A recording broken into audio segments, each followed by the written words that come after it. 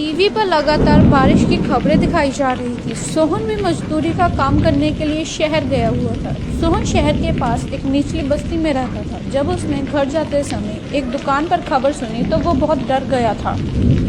आज की बड़ी खबर कि कई निचले इलाकों के घरों में पानी घुस गया है और बताया ये जा रहा है कि पानी में घर डूब चुके हैं और लोग घर से बेघर हो चुके हैं।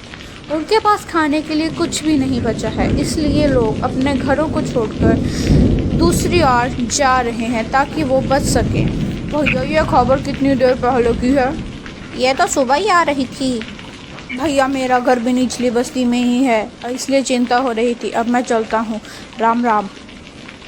पता नहीं घर का क्या हाल होगा। मैं सोचता था कि मैं अपने घर की छत को ठीक करवा लूँ, लेकिन कोई मजदूरी ही नहीं देता है इन बारिश के दिनों में। अब मैं क्या करूँ भैया, मैं तो बर्बाद हो जाऊँगा। सोहन घर जाता हुआ अपने आप से बातें कर रहा था। बारिश के कारण शहर की सड़कों पर भी पानी आ गया था। सोहन के पास 100-200 रुपए थे, जिनका वो खाने पीने का सामान घर लेकर जा रहा था। उसकी पत्नी और बच्चे घर में घुसे पानी को घर से बाहर निकाल रहे थे।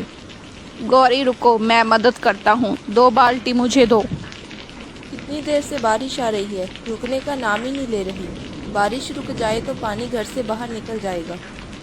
तुम चिंता मत करो गौरी, अब तो रात का समय है, हम कल सुबह ही शहर चले जाएंगे। वह दोनों लगातार पानी निकालने का प्रयास करते हैं। थोड़ी देर बाद बारिश रुक जाती है। माँ बापू, बारिश रुक गई। अगर बारिश रुक जाए तो हमें कोई दिक्कत नहीं आएगी, लेकिन शुरू हो गई तो हम कुछ नहीं कर सकते। ये लो कुछ खा लो, जब से आए हो तुमने कुछ नहीं खाया है। हाँ, जल्दी सामान बांध ले, हम सभी जा रहे हैं यहाँ से। बहुत पानी आ चुका है बस्ती में, बड़े पुल पे जा रहे हैं। हाँ बांध रहा हूँ, कुछ खा लूँ, सुबह से कुछ नहीं खाया है मैंने। अगर ज़रूरत पड़ी तो सामान बांध लूँगा। गौरी जल्दी ही सारा सामान बांध लेती है और सोहन की भी आँख लग जाती है क्योंकि वो बहुत ज़्यादा थका हुआ था। उसके साथ ही बच्चे सो जाते हैं। सुबह जब गौरी उठकर देखती है तो उनके आसपास पानी ही पानी था। सभी लोग इधर उधर भाग रहे थे। अरे सोहन जल्दी बाहर निकल, यहाँ पे बाढ़ आ चुकी है, हम नहीं बचेंगे यहाँ पे, जल्दी आ। अरे गौरी जल्दी निकल, बच्चों को लेकर, बाढ़ आ चुकी है यहाँ पे, जल्दी आ।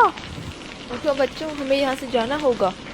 गौरी सारा सामान तो भीग चुका है, अभी कुछ भी लेके जाना खतरे से खाली नहीं। तुम जल्दी से की तकात पकड़ो, मैं बिट्टू को पकड़ता हूँ। जैसे ही सोहन बिट्टू को पकड़ने के लिए जाता है तभी घर की छत गिर जाती है और घर की छत का एक टुकड़ा बिट्टू को लग जाता है, जिसके कारण उसके सिर से खून निकलने लग जाता है। तभी गौरी रोने लग जाती है। सोना जी कुछ करो, बिट्टू के सिर से बहुत खून बह रहा है, वो आंखें भी नहीं खोल रहा। घबराओ मत गौरी, मैं कुछ करता हूँ। तभी सोहन वहाँ से चले जाता है और इधर उधर मदद मांगने लग जाता है। भैया जी अगर आप रामपुर जा रहे हैं तो किसी डॉक्टर को भेज देना, आपकी बड़ी मेहरबानी होगी। भैया जी तुम्हें यहाँ कोई डॉक्टर नहीं मिलेगा, ये निचला इलाका है, यहाँ कोई डॉक्टर नहीं आता। भैया जी यहाँ पर आपको कोई डॉक्टर नहीं मिलेगा, आप पुल तक पहुँच जाइए, क्या पता आपको कोई मदद मिल जाए। हाँ ये ठीक है, क्या पता कोई मदद मिल जाए। हे भगवान मेरे बच्चे की रक्षा करना।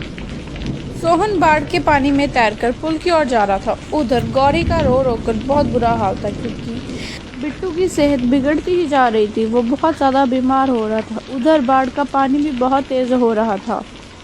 जी कहाँ रह गए आप, जल्दी आओ, बिट्टू बहुत बीमार है, उसे बहुत तेज़ बुखार आया है। हे भगवान इन्हें जल्दी से भेज दो ना। मेरे बच्चे आंखें खोल, क्या हुआ तुझे? सोहन किसी तरह पुल तक पहुंचता है। उधर भी भाग दौड़ लगी हुई थी। भैया यहाँ पे कोई डॉक्टर मिलेगा?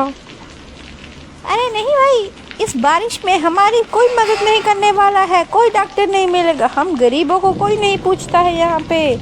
तुम्हें भी यहाँ कोई नहीं मिलेगा, कहीं भी कोई डॉक्टर नहीं दिख रहा है। भगवान मेरी मदद करो, रक्षा करो, अब तुम ही हो। तभी एक डॉक्टर वहाँ मोहन को रोते हुए देख रहा था। आशा तुम बच्चों को लेकर कहीं दूर चले जाओ, मैं उस पिता के साथ जा रहा हूँ क्योंकि उसका बच्चा बहुत बीमार है। लेकिन आपकी जान को भी तो खतरा है ना, आप मत जाइए ना प्लीज़।